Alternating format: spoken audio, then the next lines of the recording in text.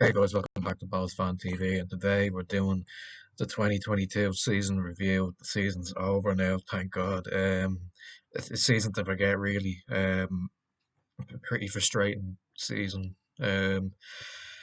For many different reasons, poor performances on the pitch, personal reasons, around the club, and just poor recruitment. A lot of things. Contributed to what was a very underwhelming season. But we're gonna try and sort of dissect it this evening in this video. Um, it's gonna be a tough one really because it's never nice to talk about a season that hasn't been good at all. But um, yeah, we'll go through it anyway. We won't go game by game because we'll be here all night. But first, I suppose we'll start by kind of the heading into the season. What was the kind of hope, the expectations? Um, of this season and what we wanted to achieve. Obviously, we come out the back of a decent season, and obviously we did really well in Europe. Got to a cup final. Didn't do as well as we probably would have hoped to have done in the league, but it was still a pretty good season nonetheless. We achieved a lot in Europe and in the cup, and club made a lot of money from that as well, which was good. But um, there was sort of a feeling that we were going to lose the majority of the squad anyway. Obviously, Tierney went to Motherwell and Kelly went to Rotherham. We lost Anton Breslin to St. Pat's. No others went as well. Keith Buckley obviously going to Australia. That was a huge loss. Rob Cornwall went to America.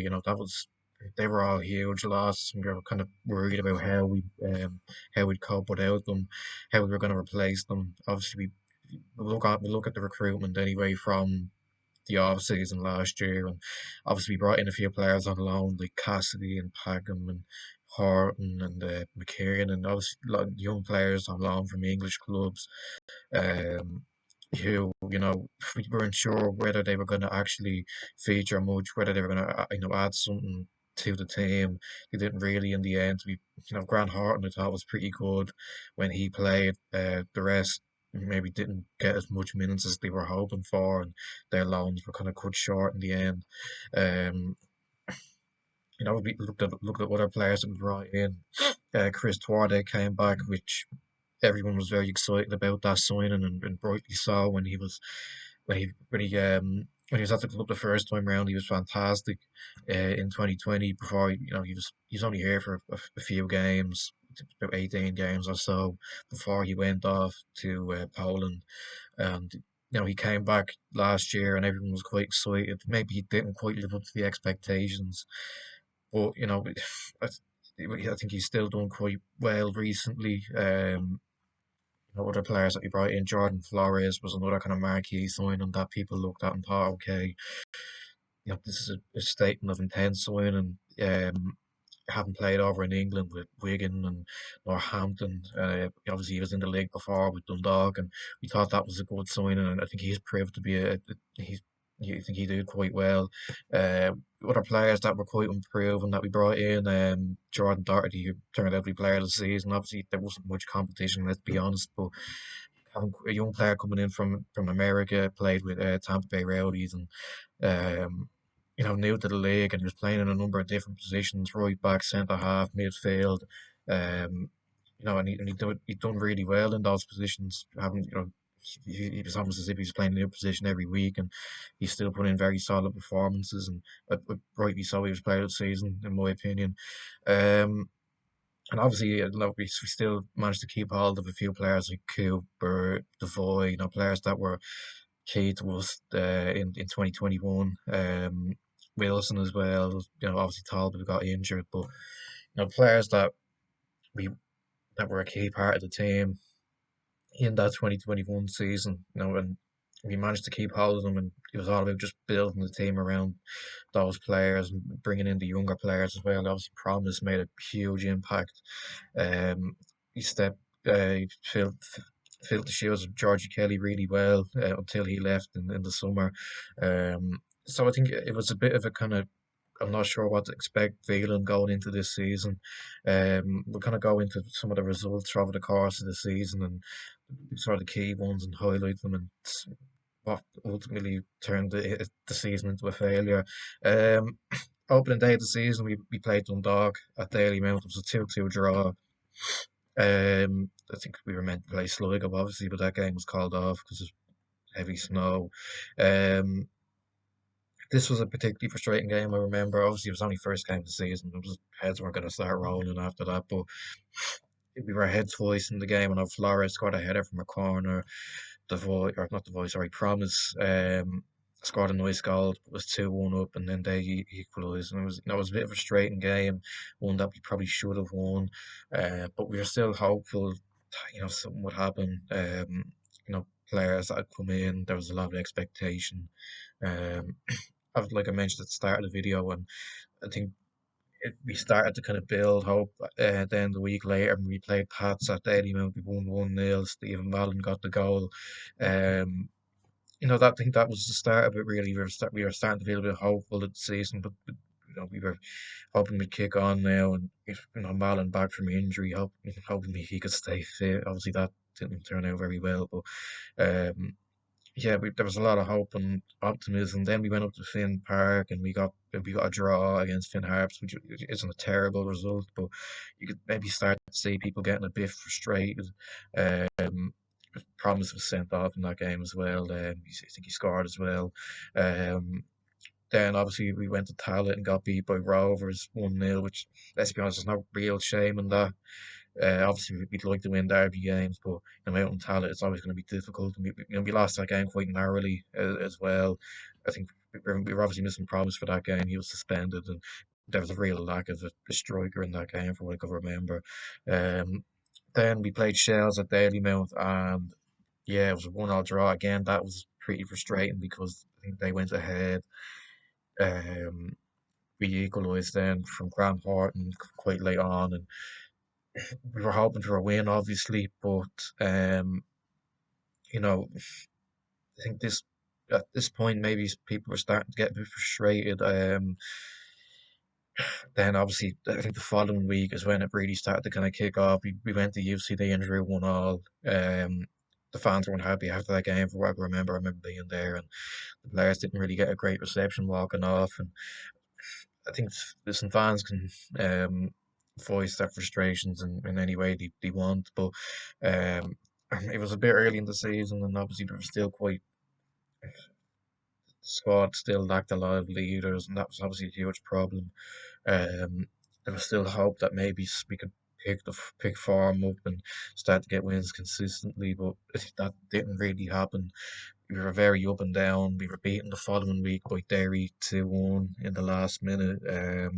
We went away to Sligo then and got a 1-0 win, and it was really up and down like it had been the previous seasons. We went to draw the day after that, and we got a 1-1 draw. I think they scored quite late on. We scored it quite early. It was a Dawson Boyd penalty.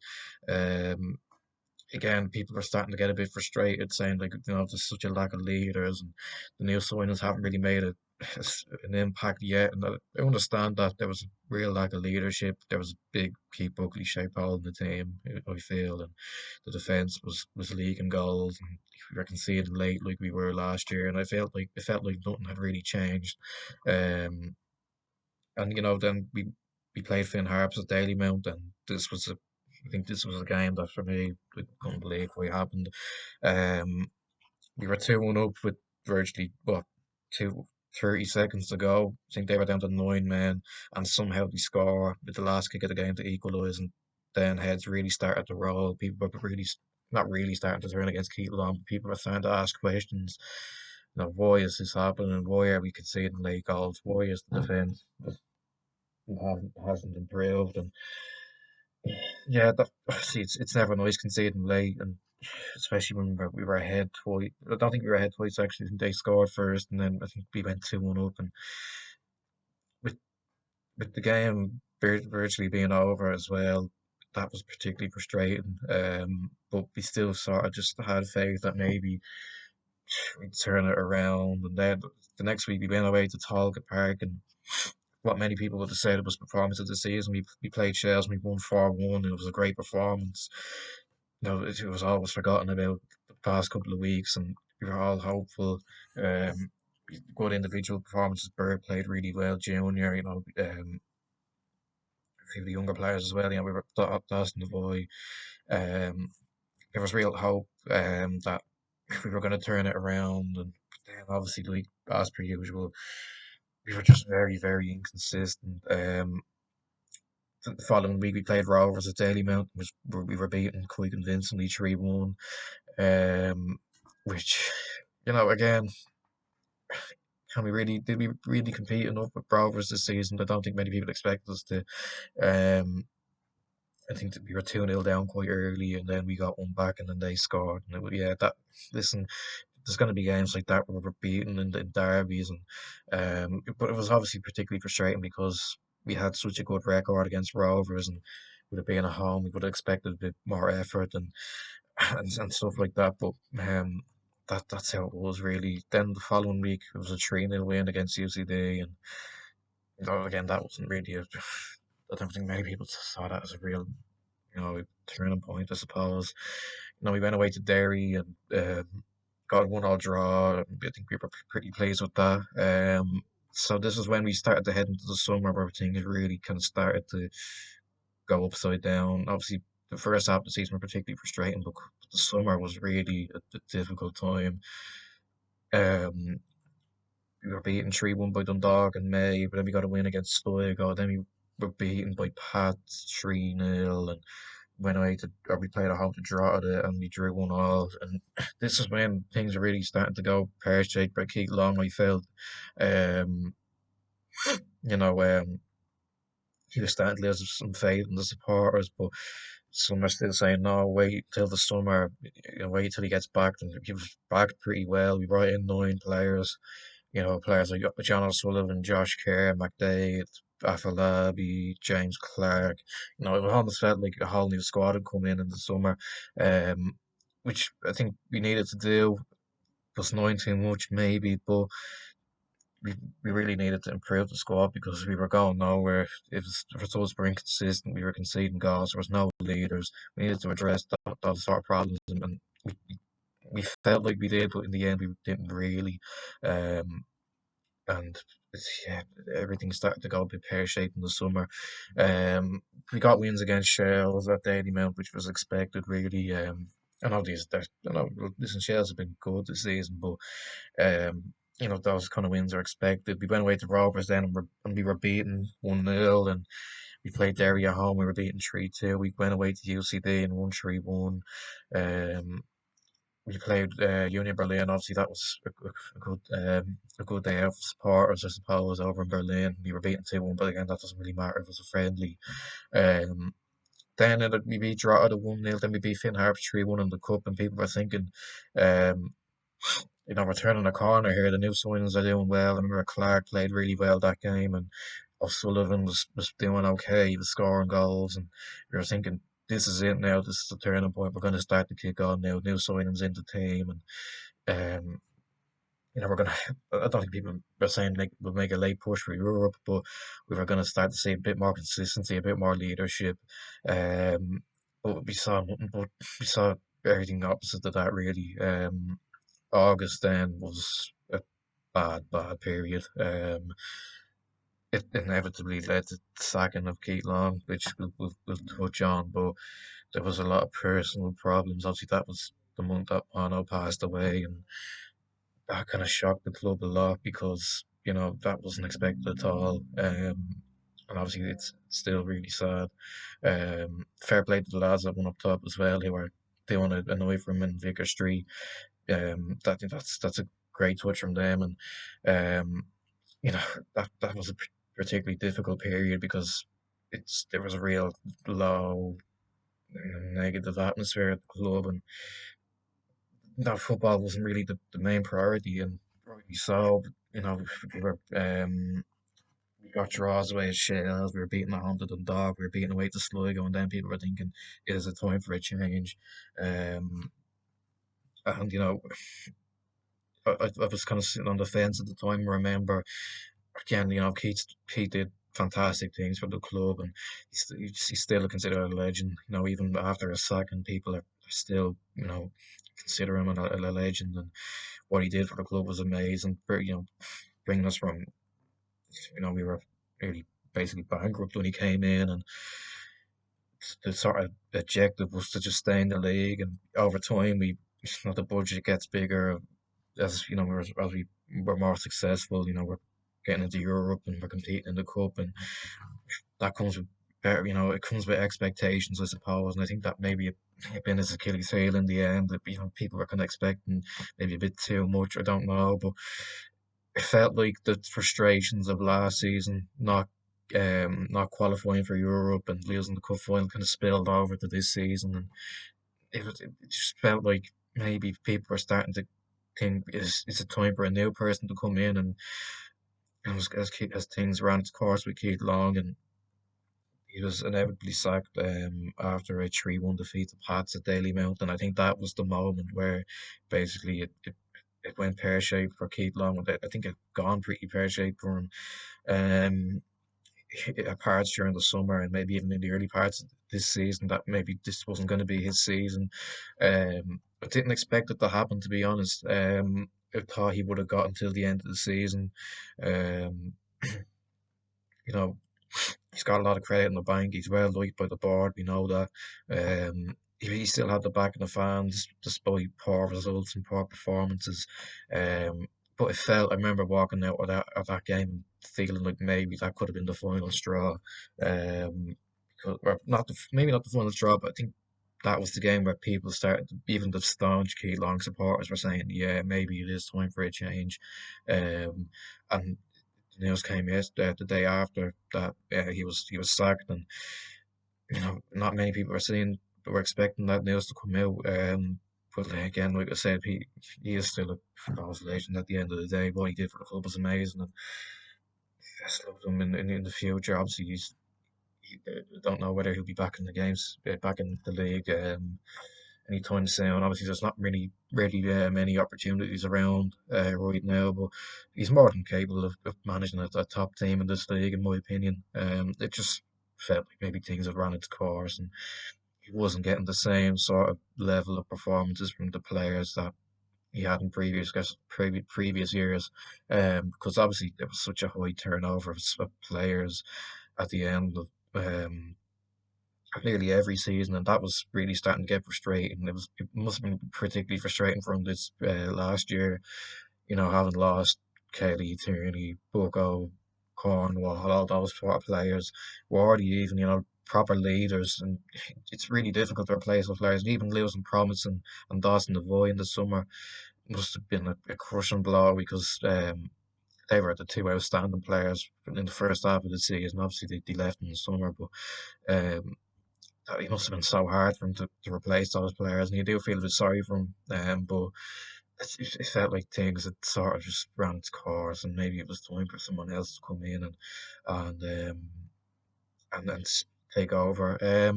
Obviously, then Derek Pender was interim manager for a few games. He got off to a good reply, I suppose, from that Pats game with a win against Rovers in the derby, a 1-0 win, a good goal from Liam Burr, a really good battling performance. What us as fans want to see, the players really trying their best, um, working hard, giving it their all for the badge, and that's what we saw. And I think that's what made a lot of people think, should Pender be getting the job? Obviously, he's probably not qualified enough. I think he only has a UEFA B license, which doesn't make you qualified enough to be a first team coach at a club. But in the future, don't rule it out, I suppose. Obviously, he got a good tune out of the players in a few games. I think we only got 2 wins, a 1-0 win against Rovers and a 1-0 win against UCD, which mightn't sound great, which wasn't. But, it was good to see a bit of sort of battling and a bit of grit back in the team. Um, there was a few shocking results, let's be honest. We beat Ian Harps 2-0 as well, I forgot to mention that one. But I don't think he was manager that day, I think it was Crawley. But particularly embarrassing moment was obviously the 3-0 defeat to Shells in the cup quarter final. That was particularly embarrassing, let's be honest. It was an abysmal performance. I don't think I've ever seen it as toxic on social media after that. Um, There was a lot of mercenaries playing that day who just probably don't deserve to be at the club anymore, but they probably will be at the club next season, and that's what the whole multi-year deal thing is. And players like Wilson and Levingston and O'Sullivan and nearly everybody really was just were abysmal that day, and we were deservedly beaten by a Shells team that wanted it more than us, and that's not what you want to see. You want to see the Bohs team that want it more than the opposition. You can't be losing those sort of games to Shells, particularly Shells. Like that was fucking particularly embarrassing. Um, Shells, but yeah, that was particularly embarrassing, especially away from home. And yeah, it was a day that we all want to forget. We won't touch too much on it because it is just depressing. Let's be honest. Obviously, Panda then took charge of a few games. We're beaten by Drogheda and Pats, and it was getting a bit crap towards the end of Pender's interim period as manager. But then obviously Declan Devine takes over, and there's a sense of hope back in the supporters, I suppose. That the man's come in now and he's saying all the right things in the media. His first interviews, he was saying the right things. He wants to, Bow shouldn't be in the position we are in, and he's rightly so we shouldn't. And he wants to bring us back to where we belong, and that's what you want to hear in a new manager. I know it's easy for a new manager to come in and say those sort of things and not deliver on them, but I suppose there was only 3 games left when he took over, and I think in those 3 games we did see a little bit more of an effort from the players, a bit more of a plan B. It was just a big difference from what we seen start of the season and under Keith Long, and players that maybe had given up on. That's what I think anyway. I remember in his final few games, it looked like some of the players that weren't playing for him anymore, and that's a shame, obviously. But I think what we've learned so far from Devine is that he wants to bring a certain kind of culture back to the club, a hard work, and players who want to play for the club. Obviously, we signed our first player, or second actually, after Keith Buckley in today, and Adam McDonald, and he was obviously a Sligo, and they're the type of players that Devine will be wanting to bring in. Players. I think I read what he had to say, and he knows people who are Bohs fans. He gets people in his family who are Bohs fans, and even when he was over in England, you'd be always checking how are Bohs doing, and that's what you want to see. People who are basically one of us, I suppose, and that's how it was under Keith Long. It felt like we had a team full of players that were one of us, I suppose, and I think that's what Devine wants to bring back to the club, and I think that's we welcome that supporters. We want to see a team that care, and hopefully we see that next season. But yeah, to conclude it, I suppose 2022 was the season we will not be looking back on with great enjoyment, and rightly so. It was a pretty poor season. On and off the pitch it was difficult, particularly off the pitch with Mono passing away and just other stuff as well, and on the pitch as well, Keith Long being sacked, and it's never nice to see. Keith was a he was such a popular figure. Nobody wanted to see it end that way, but unfortunately, it felt it had to. But next season, here's hoping it's a better. We have a better year. 2023 will hopefully be the year where we can look back on it and think, that was a very successful season. Do I think it'll happen? Like, I really don't know. It'll depend on the recruitment. It'll depend on who was left. Um, but yeah, please God, Devine will um bring back that. Need to have a winning mentality. We need to be back competing for Europe, competing for the cup. What, which is what we did under Keith Long in the sort of past couple of seasons. But yeah, God, 2023, we're all on 2023. Hopefully, it's a lot better than what we had to endure this season. But anyway, that's where I'm going to end it. Make sure you like, subscribe, share, comment down below what you've thought about this season. Anything you want to add, and I will see you in the next one. Bye bye.